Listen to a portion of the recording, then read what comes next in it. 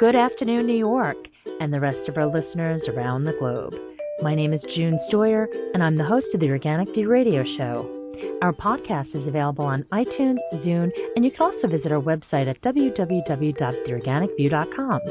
If you'd like to be on the show or would like to find out about sponsorship opportunities, please contact us at questions@theorganicview.com. Today's show is sponsored by Eden Foods, the most trusted name in certified organic clean food. When you shop online at EdenFoods.com, enter the coupon code ORGVIEW to receive 20% off any regularly priced items, excluding cases. For other promotional offers, please visit theorganicview.com's website. And don't forget to check out our contest section. On today's show, Tom and I will be joined by bee health advocate and environmental author Graham White to talk about the importance of the dose-time ratio. First, I'd like to welcome to the show my co-host, Colorado beekeeper Mr. Tom Theobald. Hello, Tom. Hello, June. Hello, Graham. Hi, guys. Greetings from Scotland. Greetings indeed. Graham, so nice to have you back on the show. Graham, for people that are just tuning in to the show, could you just take a moment and share with our listeners a little bit about yourself? Well, I'm a retired environmental educator and teacher, and I started keeping bees in about 1994, and keeping bees was a whiz, as they say. It was very easy until about 2003, when my bees began to not do so well and to die. And basically, I have 10 beehives, and I can't make honey where I live. I just can't make it. The pesticides affect the health of the bee colonies to the extent that they never produce a surplus. Well, that's all the more reason why people need to hear what you say today. Sure. I think it's important, especially for people who are, in fact, just learning about neonicotinoids and their impact, to understand some of the background for the development of systemic pesticides. So let's begin there. Graham, can you give us a little bit of the background? What are the most common systemic pesticides used? Well, the history of pesticides is very interesting. DDT, which everyone's heard of, was developed around the time of the Second World War. And it saved millions of lives because particularly soldiers and people who were kept in concentration camps could be dusted with DDT, and it would kill off lice, which were on their clothing. And lice were the carriers of typhus, which was a deadly pathogen, a deadly disease. So DDT was very widely used during the war. It was seen as a lifesaver. And then after the war, that, as always happens, they said, well, how can we use up all of this DDT that was made for putting on clothing and buildings? And they had the bright idea of using it on crops. The interesting thing about that is that DDT is extremely persistent in the body, and everybody listening to this program has DDT in their blood and their fat and their breast milk, even though DDT was banned in the late 70s. It just never goes away. It's almost eternal. So DDT was not a systemic pesticide. You put it on top of the leaves of the plant, and the caterpillars or whatever came along and they came into contact with it and they died. And the same was true of the next generation of pesticides, which were called organochlorines, which were very closely related to DDT. They included chemicals like dieldrin and aldrin, and they were just as lethal as DDT, and they also accumulated in human body fat, cow's milk, butter, anything with fat in it, they would accumulate. So eventually they were banned. Then they brought out organophosphates, which were derived from nerve gas weapons used during the Second World War and the Korean War. And they were even more dangerous, but they were dangerous in the acute sense. And they made sheep dip out of them, and if you got drenched in sheep dip, as farmers did, a lot of farmers developed Parkinson's disease and multiple sclerosis, and the chemical company said it's nothing to do with the sheep dip, but of course everybody else thinks it was. So neonicotinoids came along in the early 1990s, and they were hailed as a revolutionary breakthrough because they didn't appear to be very toxic to mammals or human beings, and you could put them inside the plants instead of outside the plants. So you probably remember, June, that your mother or your grandmother probably told you to always wash your apples and scrub your potatoes so that no pesticides went onto the kitchen table or into your diet. Well, that worked fine for DDT in terms of getting it off your cucumbers or your lettuce, but it doesn't work for systemic pesticides because they're not outside the plant, they're inside the plant. So what happens is every single seed of maize, corn, barley, oilseed rape or canola, peas, beans, soybeans, and so on, the seeds are coated with a layer of neonicotinoids before they are planted. It's stuck on with a glue to the seed, and when the plant germinates in the soil, it absorbs the poison into the growing structure, and the poison perfuses right through the plant into the stem, the leaves, the flowers, the nectar, the pollen, and it eventually ends up in the fruit and the grain, which are the crop. So it's literally a revolution. The second aspect of that revolution is that neonics are incredibly poisonous. I mean, it's almost impossible to explain to a non-scientist. I'm not a scientist, but it's almost like impossible to explain just how poisonous they are. When I first looked into this, I worked out that I've been told that 3 parts of poison in 1 billion parts of water, that dose would kill a bee if you gave it to the bee for 48 hours. Now, I worked this out. If you took an Olympic-sized swimming pool, which is about 1,000 metric tons of water, right, and you put 1 tablespoon of poison into 1,000 metric ton swimming pool, that dose would be about 3 parts per billion, and that would kill any insect or caterpillar or butterfly that came into contact with. That is literally 11,000 times more toxic than DDT. It's been measured. Clothianidin, which is the most widely used neonic these days, has been measured as being 11,000 times more toxic than DDT. So they're revolutionary because they're inside the plant, not outside it, and they're revolutionary in terms of just how poisonous they are. Thank you, Graham. We actually interviewed Dr. Hank Tanakis back in, I think, 2013 in regards to the research that he conducted on this very subject, but it's something that has not been negated. And furthermore, it's something that people really need to start focusing on. Graham, can you explain the effects of these chemicals that reinforce toxicity over time of exposure? Right. It sounds a very complicated thing, so I'll try. I spoke to Hank Tanakis today to ask his advice about how to explain this, and it's necessary to go into a bit of history, but it's really interesting history. Back in the Middle Ages, in the 14th century, there was a scientist, an early scientist called Paracelsus, and he came up with a very interesting set of ideas because poison was a very important thing. Even in medieval society, you wanted to avoid poison. The first concept that he came up with was that everything is poisonous.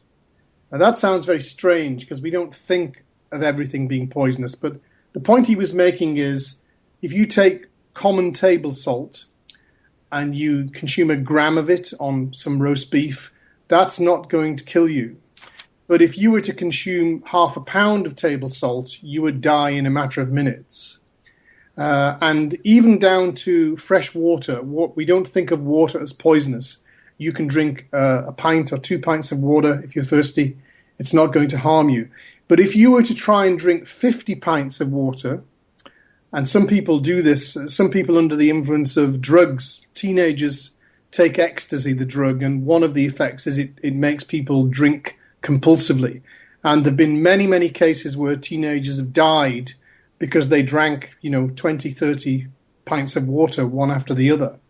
And the body cannot deal with that. So Paracelsus came up with 2 ideas. One was that everything is poison ultimately, but it's the dose which makes the poison. If you drink 1 glass of water, it's not poisonous. If you drink 500 glasses, it will kill you.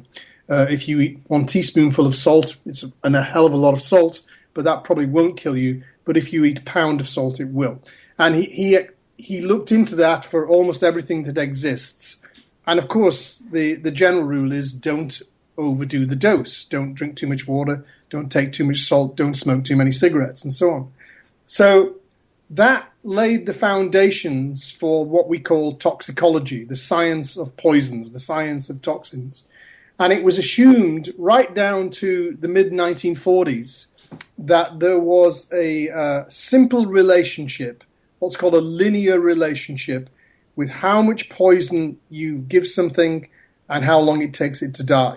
So when they came to start testing poisons, when they came to start testing, for example, preservatives to go in food, or other things that we add to food that we need to know if they're poisonous, they would feed rats a certain amount, and they would feed them, they might double the amount every 2 days until they reached a point where they gave the rats, say whatever the amount was, and the rat would die. And they would know very roughly that was the threshold beyond which the thing was definitely poisonous.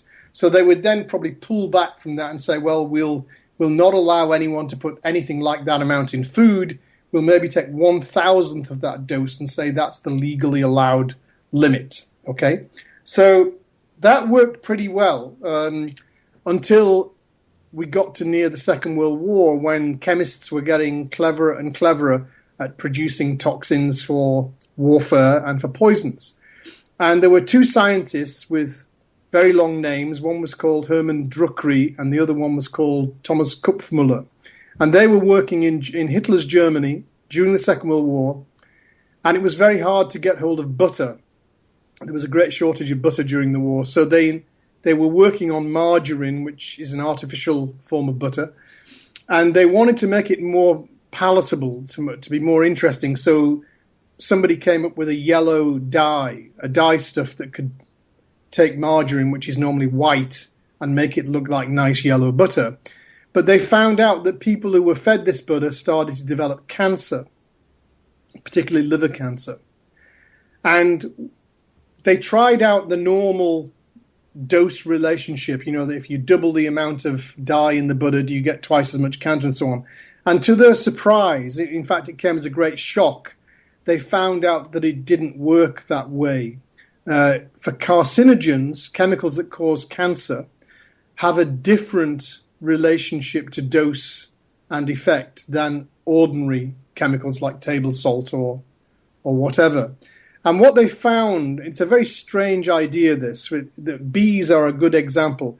They found, for example, let's stick with the rats, sorry. They found that if let's say they gave a rat 10 grams of yellow dye, over, say, 2 days, they could guarantee, when they made this measurement, that 100% of those rats would all develop liver cancer and they would all die. And that wasn't really a shock. That they knew that they knew the stuff was poisonous. They knew the rats were going to die. The shock came when they said, well, what happens if instead of giving them 10 grams of yellow dye over 2 days, what happens if we give them 1,000th of a gram of yellow dye, but give it to them over a period of 100 days? And so what they found, which was a great surprise, no one had suspected this, was that if you reduce the amount of poison to a very, very, very, very tiny dose, almost unmeasurable, you still produced just as many cancers. All of the rats still died of liver cancer because they were given this tiny, tiny dose over a very long period of time. And the real surprise was that when they measured the total amount of poison that each rat had been given, it was a tiny, tiny fraction of the dose which killed them in 2 days. And that's got very, very important implications when it comes to neonicotinoids, because Hank Tenekis is one of the people who worked with Hermann Druckery and explained that this non-linear relationship, this idea that the poison becomes more poisonous if you give it in very tiny amounts over long periods of time. That's something that most people are not familiar with, but it's generally accepted by every major, the USDA and the British Food Safety Agency and so on. They all accept this. This is the basis of modern toxicology. They all know that particularly the class of chemicals that we call carcinogens, there is no safe dose. That's the implication. Because there's this long period, if you like, it's almost like incubating a disease. If you give anyone a carcinogen over a long period of time, it is never safe. There's always a very high risk of cancer. So that obviously has implications for food safety and what you allow into food. And the general law that was derived from that is you cannot allow a carcinogen into the human diet. And they were looking at things like heavy metals, dioxin, which is produced by burning stuff in power stations, dieldrin and aldrin are both carcinogens, and endocrine disrupting chemicals that disrupt the endocrine system. So all of those things are very, very carefully controlled. You cannot have dioxin in any food. You can't have one. It's illegal to have a single atom of dioxin in any food, and so on for many of these dangerous chemicals. Is this all making sense? What's interesting is that if you think about this very subject, it has been used repeatedly in Hollywood, not only in movies, but more recently, there was a remake of the film The Flowers in the Attic, and where I think the grandmother and the mother poisons the children that live up in the attic by using arsenic, or rather by using powdered sugar that's laced with arsenic slowly kill off the children so that there was never any existence of any heirs. So it's actually a commonly accepted mode of action for killing off somebody for something theatrical, in Hollywood. But when it comes to science, people need to really pay attention to this, especially since it is impacting our pollinators and other species. Graham? Yeah. Could you just relate to the listeners how these fundamentals of research apply to the neonicotinoid family? I was going to come on to that. So when neonicotinoids came along, one of the attractive things to the farmer or to the chemical company is that, A, they're 11,000 times more poisonous than DDT. So you only need to use a very, very, very small dose. That's the idea. But in fact, the amount of neonicotinoids that you put, if you coat a single grain of corn, a maize granule, if you coat that with neonicotinoids, just paint it on so it's quite a thin layer, there's actually enough neonicotinoids in that little tiny layer on one seed of corn to kill 80,000 bees. That's a level of poison, that we just can't get our heads around. That was worked out by Dr. Christian Krupke, who's a scientist at Purdue University. So when they first put neonicotinoids on the market, the attitude of the industry when the bees began to die was they said it can't possibly be the neonicotinoids because the amount that the bees ever come into contact with is so incredibly tiny, it can never, ever kill them. That was the official story. And in fact, Bayer originally said you would need to give bees a dose of 5,000 nanograms. A nanogram is a millionth of a gram in order to kill it. And the French did the research. They actually tried it, and they found out that you only had to give a bee 3 nanograms, not 5,000, just 3 nanograms would kill half the bees in 48 hours. Now, that's amazing. But what came later was even more amazing. A scientist in France called Dr. Belzunce, who worked at the National Agricultural Research Institute, a big government body like the USDA, he found that if he fed bees 40 nanograms, that's 40 billionths of a gram of imidacloprid, they all died, or 50% died, within 48 hours. So that's called the LD50, the lethal dose for 50% of the bees. So it's 40 nanograms per bee. That would kill half the bees in 48 hours. That wasn't really a surprise. What was staggeringly surprising was he then reduced the dose by 1,000 times. Instead of giving them 40 nanograms, which are billionths of a gram, he gave them 40 picograms. And a picogram is a measurement that's almost too small to imagine. It's a trillionth of a gram. But what he did was he gave them that dose over a period of 10 days.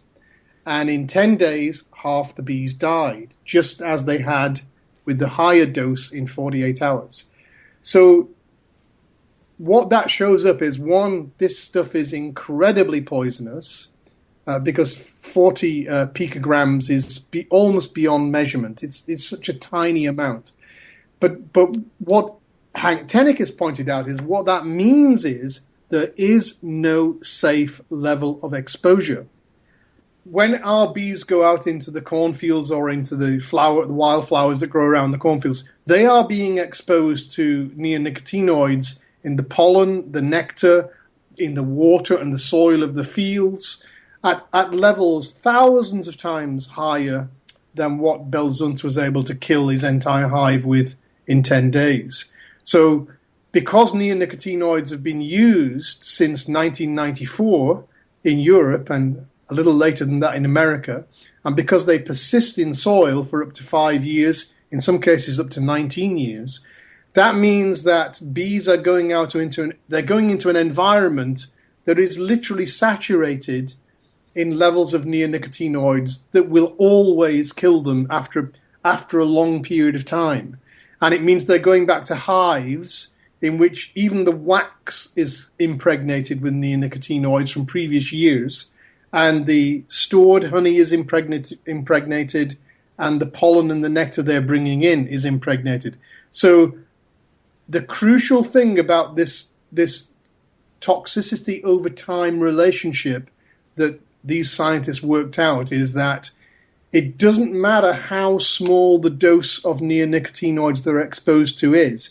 If it's present in the environment over a long period of time, like the entire season, which it is, those hives will die. And that is the power of the chronic toxicity equation.